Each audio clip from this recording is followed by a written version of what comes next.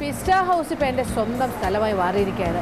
ഇപ്പോൾ ഹൈദരാബാദിൽ വന്നു കഴിഞ്ഞപ്പോൾ ഇവരുമായിട്ടൊക്കെ നല്ല ഫ്രണ്ട്ഷിപ്പായി. ഇപ്പോൾ ഞാൻ കുറേ കാഴ്ചകളെല്ലാം കണ്ടു, നമ്മൾ കുറേ കാര്യങ്ങളൊക്കെ കണ്ടില്ലേ.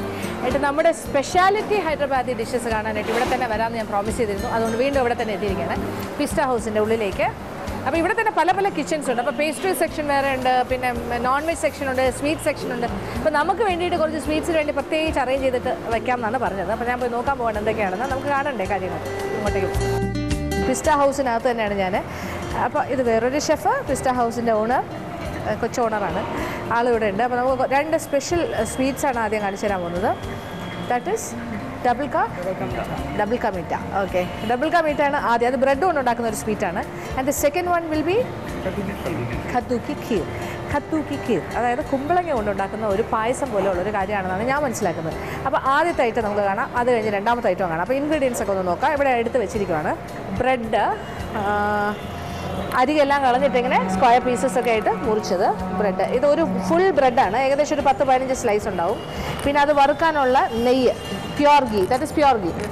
ഓക്കെ, പിന്നെ പഞ്ചസാര ഏകദേശം ഒരു 800 ഗ്രാം പഞ്ചസാര വേണം.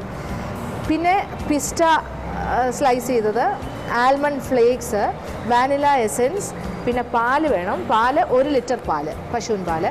പിന്നെ ഒരു സ്പെഷ്യൽ സ്വീറ്റും കൂടെ അതിനകത്തേക്ക് ചേർക്കുക. അത് ഇതിൻ്റെ കൂടെ വേണ്ടതാണെന്നാണ് പറഞ്ഞത്. ഇതിൻ്റെ കൂടെ ചേർക്കുന്ന ഫൈനൽ ഒരു ഐറ്റമാണ് കോവ. കോവ എന്ന് പറഞ്ഞാൽ അറിയാലോ, പാൽ കട്ടിയാണ് കോവ. അപ്പോൾ കോവ ഏകദേശം ഒരു 250 ഗ്രാംസ്, 250 ഗ്രാം കോവ. ഇത്രയും സാധനം ഉണ്ടെങ്കിൽ ഡബിൾ കാ മീറ്റ എന്നുള്ള ഹൈദരാബാദ് സ്വീറ്റ് റെഡിയാവും. നമുക്ക് നോക്കാം ഇനി എന്തൊക്കെയാണ് ചെയ്യാൻ പോകുന്നത്. Chef will start. അപ്പം നെയ്യ് ചൂടായി കിടക്കുകയാണ്. അപ്പോൾ നെയ്യിലാണ് റൊട്ടി വറുത്ത് കോരേണ്ടത്. ഈ ബ്രെഡ് ഇങ്ങനെ അരികെല്ലാം മുറിച്ച് വലിയ സ്ക്വയർ പീസസ് ആയിട്ട് മുറിച്ചത്.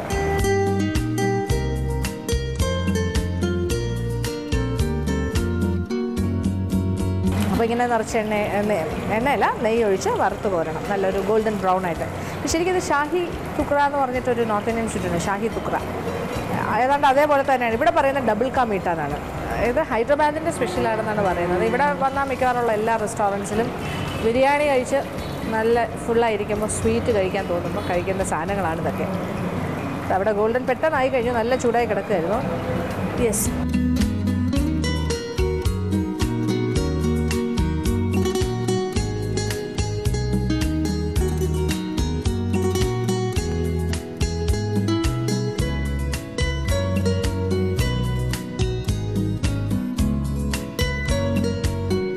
അപ്പോൾ ഫ്രൈ ആയി കഴിഞ്ഞു. ഇനി ഇത് പാല്, ഇനി അടുത്ത പാലിലാണ് ഇത് ഇടാൻ പോകണം. അപ്പോൾ പാലിൻ്റെ പ്രോസസ്സാണ് ഇനി അടുത്ത കാണാൻ പോകണം. 1 ലിറ്റർ പാലൊഴിക്കുകയാണ്, നല്ല കുറുകിയ പാലാണ്. ഇവിടുത്തെ പാലിന് കുറച്ചുകൂടെ കട്ടിയുണ്ടെന്ന് തോന്നും, വെള്ളം ചേർക്കാത്ത പാലാണ്. 1 ലിറ്റർ പാലൊഴിച്ചു, കാച്ചി വെച്ചിരിക്കുന്ന പാലാണ്.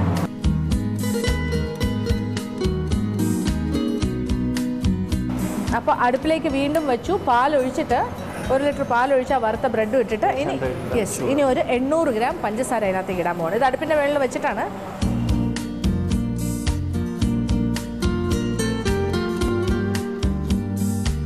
അപ്പോൾ പഞ്ചസാരയും കൂടി ചേർത്തു. പഞ്ചസാരയുടെ അളവൊക്കെ നോക്കി ചേർക്കുക. 800 എന്ന് റഫ് ആയിട്ടാണ് പറഞ്ഞിരിക്കുന്നത്.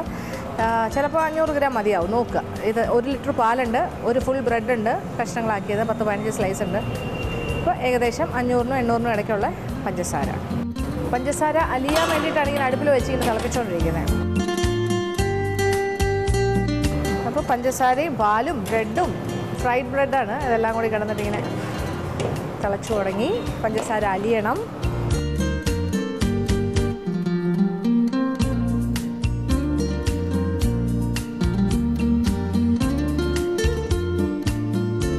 ഇനി കുറച്ച് നെയ്യ്, പ്യുവർ ഗീ ഒഴിക്കാൻ പോവാണ്.